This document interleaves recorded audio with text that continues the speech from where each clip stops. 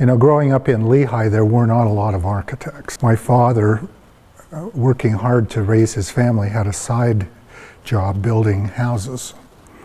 And being the oldest of 5, he used to take me out on the job site and hand me a stack of odds and end pieces of lumber and ask me to entertain myself for the day. It was fun to look at the houses that were being built and how they were laid out and how they were different from the house that I lived in. And it just got my imagination going. And then I didn't think a lot about it through high school. So I began college at the University of Utah in 1968. I was fortunate enough to get a small scholarship, tuition and fees, books. And I entered in electrical engineering because they had beginnings of a computer program, but it was also an undergraduate degree for me to get into graduate school for the master's program in architecture. And then somewhere along the line, the war in Vietnam is going on, and I decided my best option would be to join the National Guard, and I went to basic training and came back and decided to switch to psychology. I was really anxious to get into architecture school, and that was the fastest way in.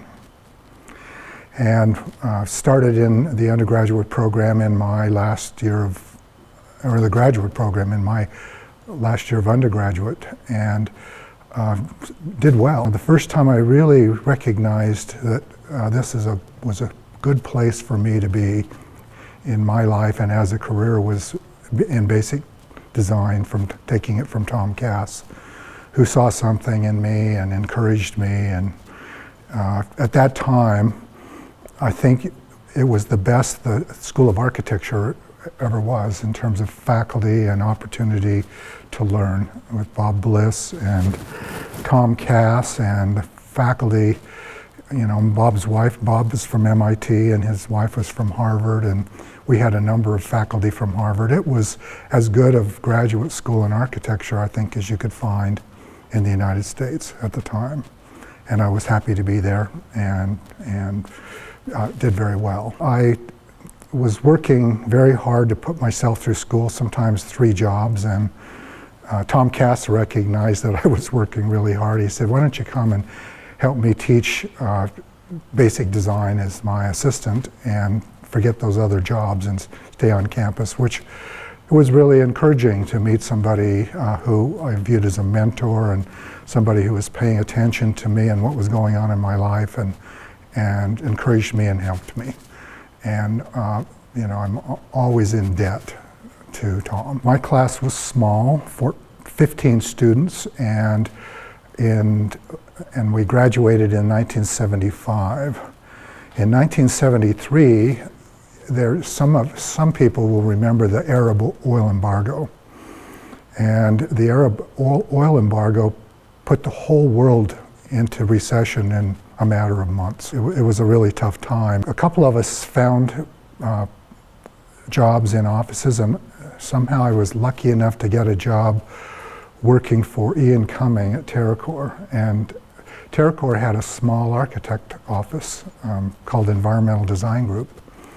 And I worked with another mentor in my life, David Rehovet, and got my internship out of the way, and then became a licensed architect and moved on and started to work at Edwards & Daniels.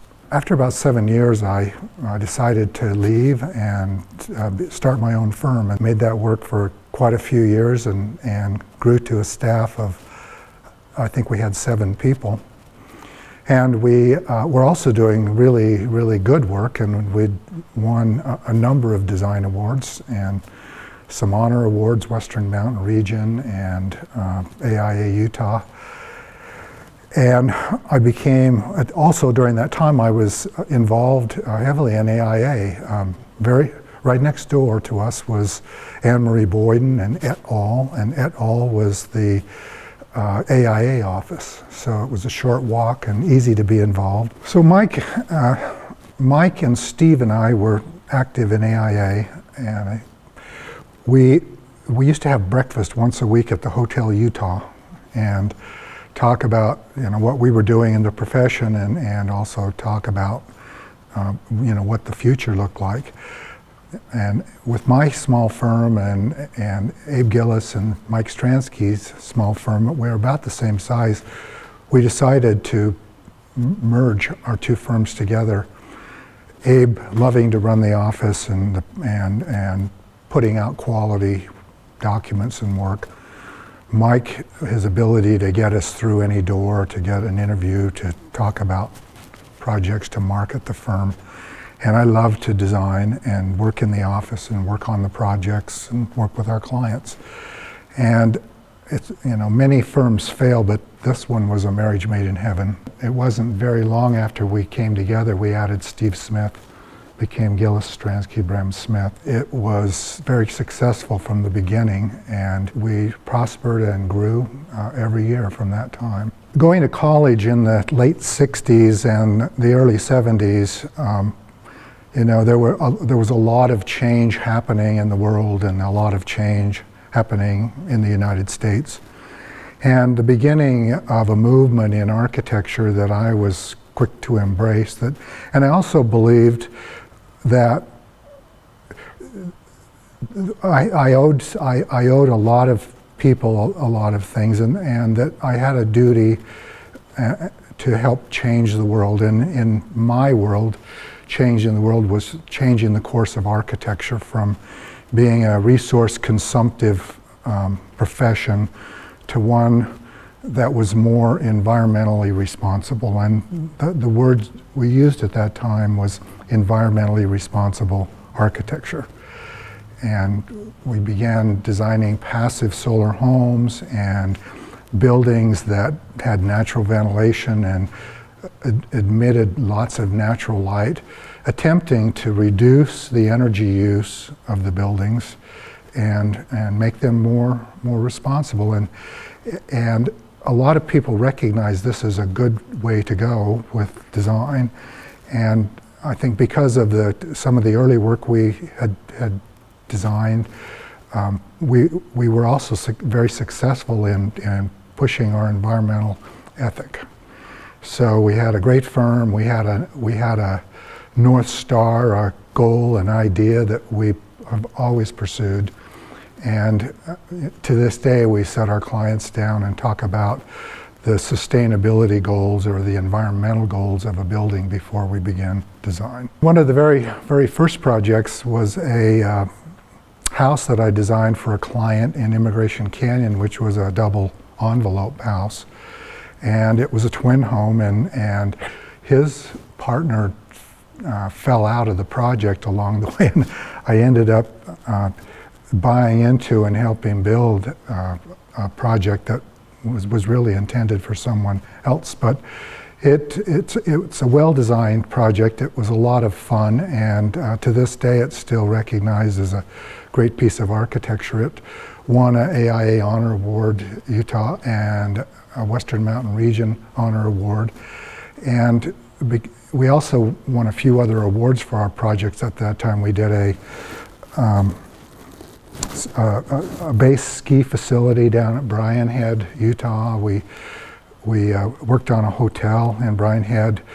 We started doing some work and designing some other houses in Utah, a number of houses. I think they all won AIA awards. They were great clients, and they came to us because they liked our work, and it helped propel us forward. It helped us get some notoriety and some distinction, and be known as a design firm, which is what I wanted. That was my goal. The design awards were helpful in getting appointed to the AIA National Committee on Design. And at the time I became involved in the committee, it was by appointment only.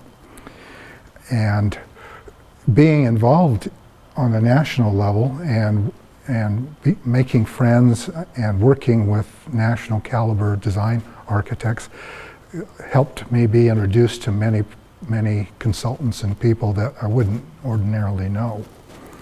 When we pursued the Oval, we brought in ARP in their New York office and their London office.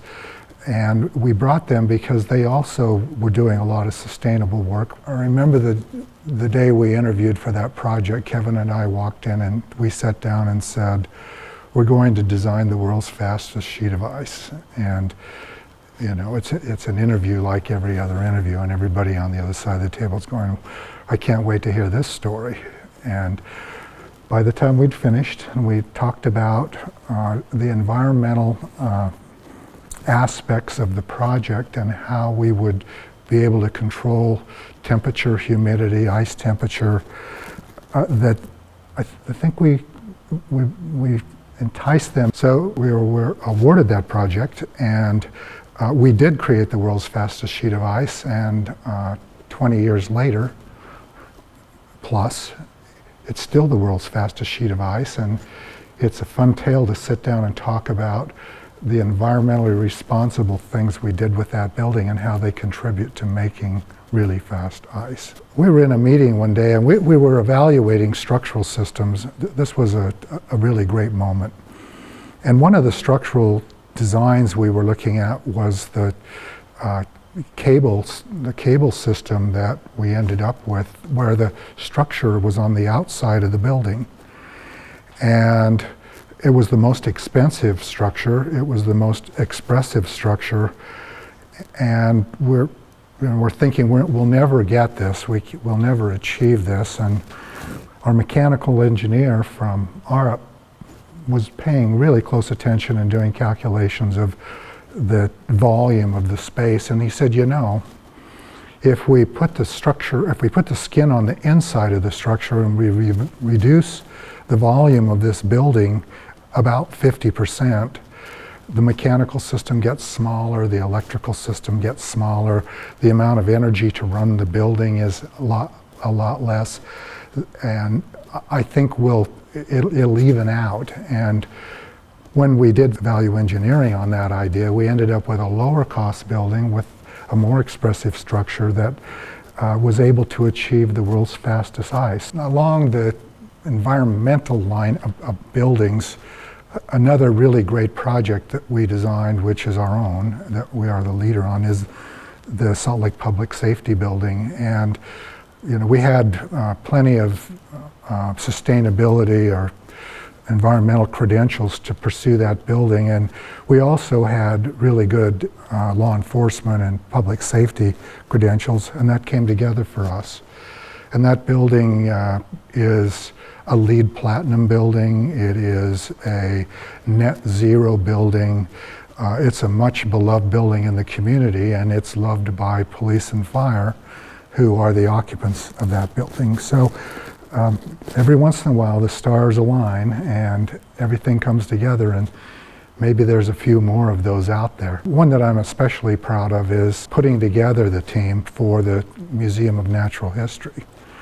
And again, having friends through the Committee on Design on a national level, somewhere along the line I had an opportunity to tour the new Center for Space, the Rose Center at the American Museum in New York, just off Central Park. And that building was designed by James Stewart Polshek. And we also, Mike and his involvement, Mike Stransky and his involvement at National AIA, he was a regional director, he served on the board, he ran for president. He knew many great architects in the country, and met an architect from Polshek's office named Joe Fleischer. And this was way before the museum, and we just became great friends as firms, and Joe actually did a peer review of our firm and saw where we were in our careers and the progression of growing the firm, and made some really important observations and helped us correct our course in a number of ways. So the museum comes along, I knew exactly who to call, and we put together a great team and pursued that project and won that project. And we're still working on the museum. We're working on a plan right now to electrify the museum, take all the carbon-based fuels out of the museum in anticipation of taking that building to be a net zero building, which is something we know how to do very well. I think we were one of the first firms to become multidisciplinary, and with Steve coming into the firm, we added urban design. It wasn't long until we added landscape architecture, interior design, and along the way we've added graphic design. And it's really great having all of those disciplines under one roof. And when many projects require more than one discipline, and we can hire them out and have a lot of trouble scheduling time to get together, having people in-house and dropping by a desk and floating an idea is a really great thing. And so that's a part of the evolution of architecture.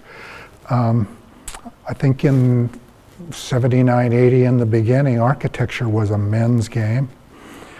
There was one woman in my architecture class who dropped out along the way, unfortunately. She was very good to take care of her mother, things that happen along the way. And now, I think more than half of the architecture classes at the U are women, and there's certainly many minorities. And we've been cognizant of that along the way, being multidisciplinary, but also consciously trying to be more inclusive and offer opportunities to others. And what we've discovered pleasantly along the way is it makes us better architects and better human beings and more sensitive to other people's issues. When I was in architecture school, everything we did was by hand. There was an inkling of computers, but there was no computerized drawing or anything at the time. And I reflect back to when I was in electrical engineering the first couple of years at the University of Utah, running into people like Evans and Sutherland, and the beginnings of computerized graphics happened at the University of Utah. And I remember watching these guys, back in 68, 69, trying to make letters on an oscilloscope. It was that primitive at the time, and look how far we've come. I credit Abe with seeing early on that there were ways to automate processes, and we were an early adopter of what was called pin bar drafting. And pin bar was really the beginning of computerized drafting, even though we were still drawing with pencils and pens on mylar and linen at the time, but we would draw in layers, and the footing and foundation is a layer, and the floor plan is a layer, and the ceiling plan is a layer. And then we would put all those layers together and run sets of blueprints from those layers. It's exactly the way we do it in the computer today. It's just automated. All the layers are there. They're just easy to manipulate. And then along the way, we've moved into Revit and three-dimensional design and creating three-dimensional models of our building. And I've been a little reluctant with all of that. Some of the projects that we really wanted to get and we didn't. Sometimes you invest emotionally and intellectually and financially in the pursuit of something that you really want, and it doesn't work out. And there are great personal losses, and there are losses of resources, and there are disappointments to the people that you're trying to, I think internally in the firm, convince that we really do know what we're doing here and be proved otherwise. I think, personal disappointments to me is the loss of some of the people I consider friends and mentors and staff. When you lose a key person in the office for whatever reason, whether they have another opportunity, you always stop and say, isn't there something we could have done to work this out and to be even better than we are? So I think losing important people is harder than losing projects. We have, and maybe I've inspired a few people, at least with environmental design, to try to make the world a better place. The kind of the sad part, or the part where there's a lot of opportunity, is being closely and heavily involved in that. I realize how much more work we have to do. The world is rapidly warming up. We've recognized that from the beginning of practicing, and it seems to be accelerating, and the amount of change that we have to create as architects is huge, and that we're still not all on the same page. I think the environmental architecture movement, the sustainability movement, creating LEED, those are all really good things, and we actually have a profession that's deeply capable of making the change that we need to make. But we have a political system and a social system that is standing in the way of our profession doing what we know how to do. Sometimes I teach at the architecture school, which I really enjoy, and it's a great opportunity to meet some of the students, and I think we're getting architects who are really proficient at using computers to design with. And computers allow us to look at really beautiful renderings quickly. I'll probably always say that 100 views of a bad idea is still a bad idea. And sometimes it's easy to seduce people with really beautiful renderings. But the thing that I look for the most and I hope for the most is people who are able to think critically and to sit down and try to define the problem in words, and try to define the problem before we ever start looking at a three-dimensional architectural solution. Because the problem is a problem in the community. It's a problem how buildings fit into society. It's a problem how buildings relate to the environment. We can talk about strategies of all of those things and then bring those ideas together in a much deeper way than sitting down and trying to just create some space and spin it around and look at it. I love computers, but I also am afraid of them being used in the wrong way and being used too soon in the design process. The other side of architecture that you really don't see very much is the amount of knowledge and information that has to go into every building to get it built, and the incredible amount of risk that we take. That it's going to be unsafe. Someone might be killed. It might fall down. It's an incredible production to put up a large complicated building and have a reasonably good chance that it won't fall down in an earthquake. What's amazing to me with all the new young talent in the offices, watching the way they think and watching the way they go about doing what they do. If we're working on an idea and the person I'm working with, are you in the idea or are you standing on the outside of the idea? Are you inside of the space when we're talking about the quality of the space, the dimensions of the space, how the light comes into the space, how you circulate through the space, or are you just seeing that on a piece of paper? There are just a very few people who are able to put themselves inside of the design and be a part of it and wear it. Not every architect can put themselves inside of a space. Maybe 1 in 100, maybe, and really great architects and really great designers are very few and far in between. That architects are people who can safely design a building and get it up and make it function, but a really great piece of architecture inspires people. It says something about society, it says something about the time we live in, it says something about our hopes and aspirations for the future. It's more than a building. It's a it's a very sophisticated work of art, is what it is, and it's hard to come by, and it doesn't happen every time. The state of architecture in Utah,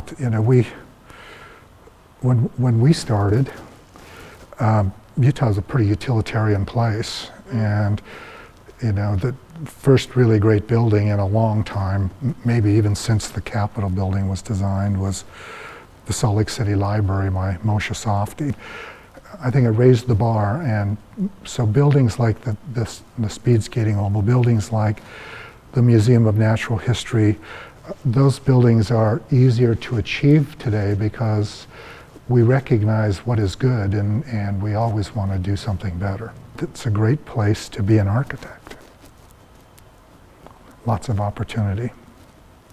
I'm very appreciative of all of the people that have helped me in my career, and I hope that I've helped a few others along the way. I will be an architect, and I'll probably continue to do what I do until I die. I'm happy that my current partners they see value, and that I'm able to continue to work. It's what I really like to do. I'm happy to do that. I'm much happier coming to the office every day and taking on a new challenge. Architecture is just a great profession because it really doesn't have an end to it. You're not a pilot who can't land the plane anymore.